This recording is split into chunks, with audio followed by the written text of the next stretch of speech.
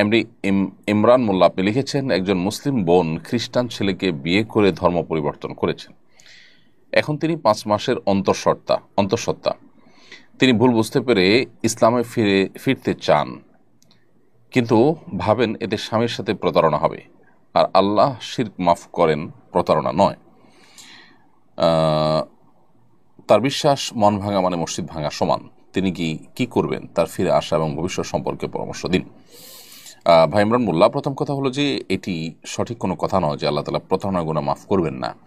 আল্লাহ তাআলা সকল গুনাহই মাফ করবেন। মৃত্যুর আগে মানুষ যে কোনো গুনাহ থেকে তওবা করবে, আল্লাহ তাআলা তার সবগুলোকেই ক্ষমা করবেন। আল্লাহ তাআলা বলেছেন, ওয়াতুবু আইয়ুহাল মুমিনুন ওয়াতুবু ইলাল্লাহি জামিআন আইয়ুহাল মুমিনুন, হে ঈমানদারেরা তোমরা সবাই আল্লাহর কাছে তওবা করো, আল্লাহর দিকে ফিরে আসো। আল্লাহ বলেছেন, ইন্নাল্লাহা ইয়াগফিরুয যুনুবা জামিআ, আল্লাহ সকল গুনাহ মাফ করে দিবেন। অতএব প্রতারণা একটা পাপ, এমন কোনো পাপ নেই যে, এমন কোনো অপরাধ নেই যে অপরাধ করার পর প্রায়শ্চিত্ত করলে, মানুষ তওবা করলে, অনুশোচনা হলে তিনি সেখান থেকে ফিরে আসলে আল্লাহ তাআলা ক্ষমা করবেন না। সো প্রতারণার গুনাহ থেকেও তিনি আল্লাহ তাআলা মাফ করবেন, এক। দ্বিতীয়ত হলো, মানুষকে প্রতারিত করার চাইতে আল্লাহর সঙ্গে শিরকের ভয়াবহতাটা অনেক বেশি। আর তৃতীয়ত কথা হলো যে অমুসলিম যে ছেলের সাথে তার বিয়ে হয়েছে, সে বিয়ের আসলে সংগঠিত হয়নি, অর্থাৎ শরিয়া দৃষ্টিকোণ থেকে সেটা কোনো বিয়েই হয়নি। আজকাল যে সমস্ত খ্রিস্টান আছে, বেশিরভাগ খ্রিস্টানরাই আসলে না যথাযথ খ্রিস্টান এবং না তাদেরকে আহলে কিতাব বলার মতো পর্যায়ে তারা পড়ে। সো এরকম মানুষদের সাথে বিয়ে হলে সে বিয়েটাই বিশুদ্ধ হয় না। অতএব যে ব্যক্তি আপনার স্বামী নন, যার সঙ্গে বিয়েটা আপনার বিশুদ্ধ হয়নি, সেখানে আপনার প্রতারণার প্রশ্নটাও আসে না। অতএব তার সঙ্গে বরং আপনার এখন যে সম্পর্ক আছে সেটা অবৈধ সম্পর্ক, সেটা থেকে সরে আসার আপনার জন্য আবশ্যক। আমাদের অনেকে দিন সম্পর্কে, ইসলাম সম্পর্কে বেসিক ধারণা না থাকার কারণে এই ধরনের নানা ধরনের ধোঁয়াশাপূর্ণ বিষয় আমাদের মাথায় আসে এবং বিভ্রান্তিতে আমরা পড়ে যাই। অতএব আমরা আশা করব যে আল্লাহ তাআলা তাকে হেদায়েতের পথে ফিরে আসার তৌফিক দিবেন এবং তাকে আমরা আহ্বান করবো ইসলামের পথে ফিরে আসার জন্য, নাহলে অনন্তকালের জাহান্নামের যাত্রা নিশ্চিত হয়ে যেতে পারে। আল্লাহ আমাদেরকে সবাইকে হেফাজত করুন। এরপরের প্রশ্ন হল, আলহামদুলিল্লাহ, এবার হজ সম্পন্ন করলাম, হজের শিক্ষা কিভাবে পরবর্তী জীবনে কাজে লাগাতে পারি, এ ব্যাপারে আপনার পরামর্শ নির্দেশনা কামনা করছি। ধন্যবাদ। আল্লাহ তাআলা আপনাকে আপনার হজকে সুসম্পন্ন করার তৌফিক দিয়েছেন এবং দোয়া করি আল্লাহ তাআলা আপনার হজকে হজ্জে মাবরুর, হজ্জে মকবুল, এমন হজ যে হজ মানুষকে নিষ্পাপত্য এনে দেয়, সেরকম হজ হিসাবে আল্লাহ আপনার হজকে কবুল করুন।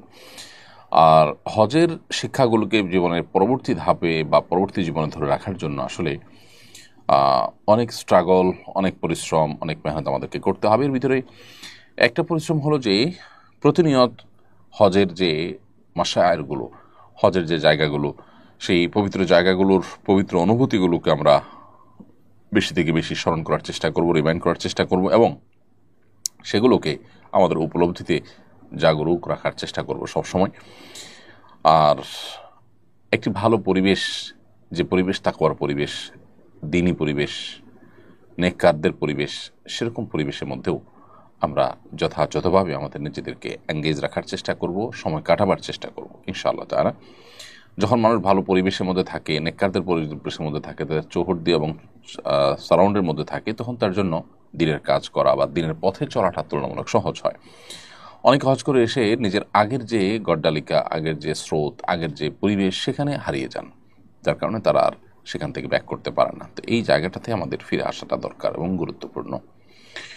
আল্লাহ আপনাকে সে তৌফিক দান করুন। সেই সাথে আল্লাহর কাছে খাসভাবে দোয়াও করতে হবে যে আল্লাহ আপনি আমাকে হেদায়েতের পথে পরিচালিত করুন, অবিচল রাখুন, হেদায়েতের থেকে যেন আমি বিচ্ছুত না হই, সেটি আল্লাহর কাছে দোয়াও করে যেতে হবে। আর এছাড়া হজ করে আসার পরে ইমানের কিছুটা চার্জ হয়, এরপর আবার রিচার্জ করতে হয়। একটা সময়ের পর আমরা যদি রিচার্জ না করি, তাহলে সেক্ষেত্রে আবার দেখা যায় আমরা ফিরে চলে যাই আগের জায়গায়। এই জন্য নিয়মিত আমাদের ইমানের নবায়ন করা দরকার, আমাদের ইমানের রিচার্জ করা দরকার মাঝে মধ্যেই, সেটা হজ উমরা করার মাধ্যমে হোক, কোনো দিনই পরিবেশে যাওয়ার মাধ্যমে হোক, কোনো দিনই পরিবেশের মধ্যে নির্দিষ্ট সময় নিজেকে রাখার মাধ্যমে হোক, বা যে কোনোভাবে আমরা এই রিচার্জের কাজটা নিয়মিত করে যেতে হবে।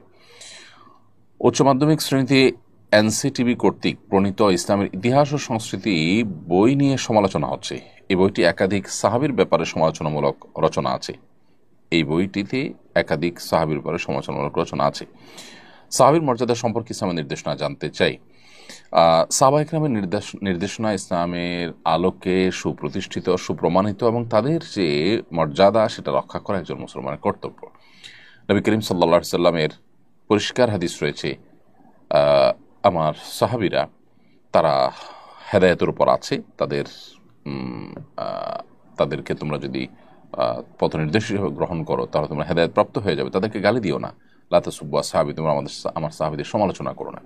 অতএব সাহাবীদের কোনো যদি ত্রুটি থাকে আমরা সেই ত্রুটির অনুসরণ করব না, আমরা বিশ্বাস রাখবো তারা ত্রুটির ঊর্ধ্বে নন। তবে আল্লাহ তাআলা তাদেরকে মাফ করে দিয়েছেন, তাদের প্রশংসা করেছেন, নবী সাল্লাল্লাহু আলাইহি ওয়াসাল্লাম তাদের প্রশংসা করেছেন এবং তাদের সমালোচনা করতে নিষেধ করেছেন। বিধায় তাদেরটা ভালোটা আমরা গ্রহণ করে চলবো, তাদের সমালোচনা জায়েজ নয়।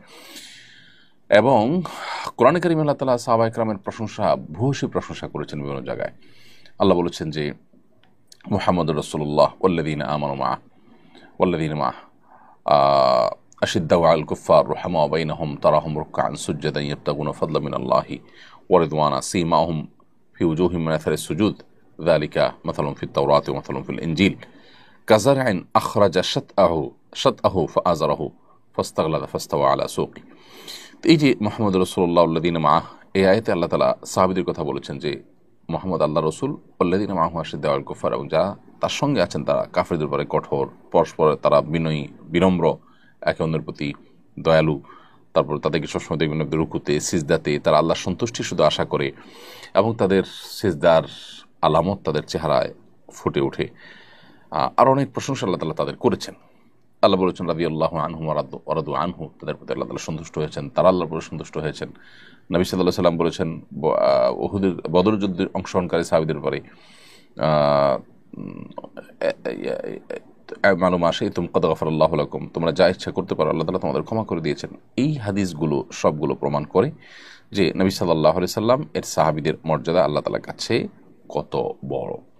তো এই জন্য আমাদের কর্তব্য হবে আল্লাহ রাব্বুল আলামিনের এই নির্দেশনা এবং নবী সাল্লাল্লাহু আলাইহি ওয়াসাল্লাম হাদিসগুলোকে মাথায় রেখে সাহাবা ইকরামের সমালোচনার বাইরে থাকা। সাহাবা ইকরামের ব্যাপারে কোরআন ও সুন্নাতে আরো ভুরি ভুরি হাদিস রয়েছে। আব্দুল্লাহ ইবনে মাসউদ রাদিয়াল্লাহু তাআলা আনহু বলেছেন, মান কানা মুস্তান্নান ফালিয়াস্তান্না বিমান কদ মাত, যে ব্যক্তি আদর্শ হিসেবে গ্রহণ করতে চায় কাউকে, সে যেন যারা মারা গেছেন, অর্থাৎ তার সময় যারা মারা গেছেন তারা হচ্ছেন সাহাবী, তাদের যেন তাদের যেন আদর্শ অনুসরণ করে। উলাইকা আসহাবু মুহাম্মদ সাল্লাল্লাহু আলাইহি ওয়াসাল্লাম, তারা মুহাম্মদ সাল্লাল্লাহু আলাইহি ওয়াসাল্লামের সঙ্গীরা ছিলেন, সাহাবীরা ছিলেন। কানু খায়রু হাযিহিল উম্মাহ আবরুহা কুলুবান ওয়া আমাকুহা ইলমান ওয়া আকলুহা তাকাল্লুফা, তারা এই উম্মতের সবচেয়ে শ্রেষ্ঠ মানুষ ছিলেন, তাদের অন্তর ছিল সবচেয়ে পবিত্র, সবচেয়ে এলেমের দিক থেকে তারা গভীর ছিলেন, জ্ঞানের দিক থেকে এবং লৌকিকতার দিক থেকে সবচেয়ে কম ছিলেন তারা। তো এই যে হাদিসগুলো, এই হাদিসগুলোর আলোকে সাহাবা ইকরামের সমালোচনা কোনো ইসলামের ইতিহাসের বইয়ে থাকতে পারে না, সংস্কৃতির বইয়ে থাকতে পারে না। মূলত এনসিটিভি দীর্ঘদিন পর্যন্ত সেখানে বই পুস্তক রচনার জন্য, বিশেষ করে আপনার আমাদের নিচের দিকের বাচ্চাদের বই পুস্তক রচনার ক্ষেত্রে এমন কিছু লোককে সেখানে প্রশ্রয় দিয়ে রেখেছে এবং এমন কিছু লোক এনসিটিভির উপরে আপনার নিজেদের প্রভাব বিস্তার করে রেখেছে যে যুগ যুগ ধরে তাদের বিরুদ্ধে, বছরকে বছর তাদের বিরুদ্ধে আলোচনা করেও কোনোভাবে তাদেরকে নড়ানো যায়নি। ইসলাম শিক্ষা এবং ইসলামের ইতিহাস বইয়ের লেখার ক্ষেত্রে এমন এমন লোক রাখা হয়েছে যাদের মধ্যে এমন লোক আছে যারা হাদিস অস্বীকার করে, হাদিসকে স্বীকারই করে না, যারা মুসলমানই না, এরকম লোককে রাখা হয়েছে এবং যাদের ইসলাম শিক্ষার কোনো ব্যাকগ্রাউন্ডের মানুষ তারা না, এরকম আনাড়ি মানুষজনকেও রাখা হয়েছে দুর্ভাগ্যজনকভাবে। একটি দেশের যদি উচ্চ মাধ্যমিকের যে আপনার পাঠ্যক্রম সেটা প্রণয়ন কমিটিতে যদি ধরনের লোক থাকে বা কর্তৃপক্ষ যেরকম দায়িত্বজ্ঞানহীন আচরণ করেন, তাহলে সেক্ষেত্রে সে দেশের আসলে ভবিষ্যৎ প্রজন্মের জন্য ভালো কিছু আশা করা কঠিন। এজন্য এনসিটিভিতে দীর্ঘদিন থেকে ঝেঁকে বসা ভূত দূর করাটা খুবই গুরুত্বপূর্ণ। আমি আশা করব যে যথাযথ কর্তৃপক্ষ সেটি খেয়াল করবেন।